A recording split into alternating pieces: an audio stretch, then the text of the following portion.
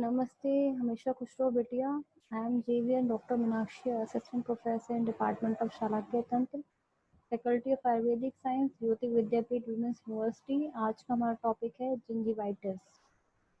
So what is gingivitis? It is derived from the Latin word gingiva, that is gum. Itis means inflammation. So gingivitis is a reversible oral disease that refers to gingival inflammation induced by bacterial biofilms, also called the plaque, adherent to the tooth surfaces.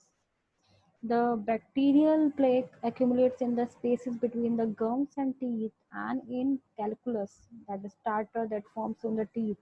If left untreated, gingivitis can progress to periodontitis, which is more serious and can eventually lead to loss of teeth.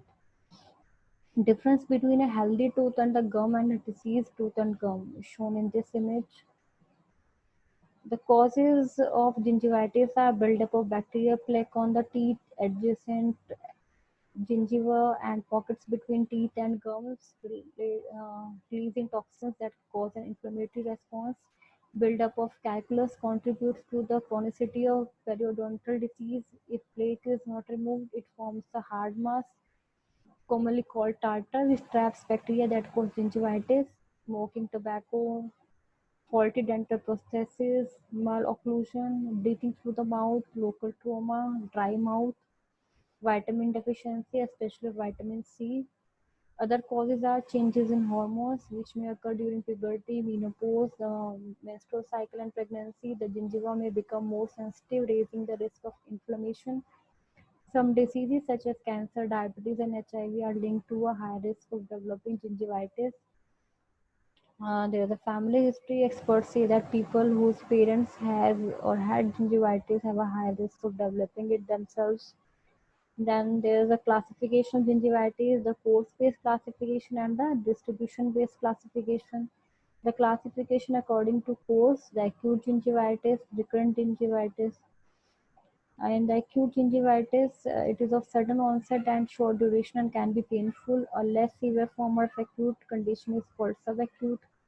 The recurrent gingivitis reappears after eliminated by treatment or disappearing spontaneously. It has the chronic gingivitis. It is slow in onset and of long duration and is painless. Inflammation persists or resolves and normal areas become inflamed. The classification according to the distribution, first one is localized gingivitis, confined to gingiva of single tooth.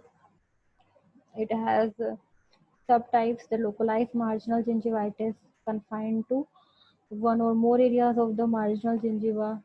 Localized diffuse gingivitis, it extends from margins to the mucobuccal fold but is limited in the area.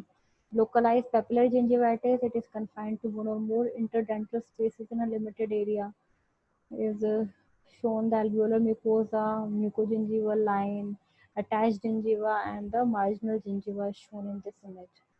In this image, we are shown the free gingival groove, marginal gingiva, free gingival crest, alveolar mucosa, mucogingival junction, attached gingiva, interdental gingiva, and the sulcus. Here we are shown the parotid papilla, buccal mucosa, labial mucosa, maxillary vestibule, alveolar mucosa, mucobuccal fold, mandibular vestibule. Then there is localized papillary gingivitis image.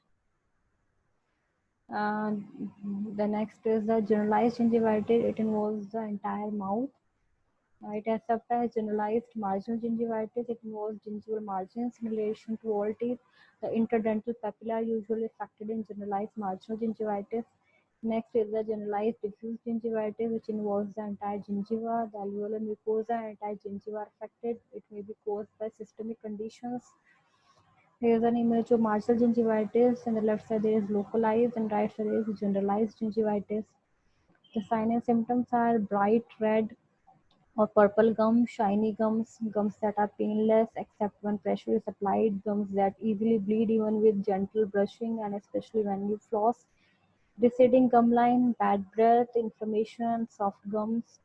The treatment is the type of treatment you may require depends on how advanced your particular case is. Treatment may include any of the following, like more frequent cleanings, scaling, root planning, and curettage of the periodontal pocket.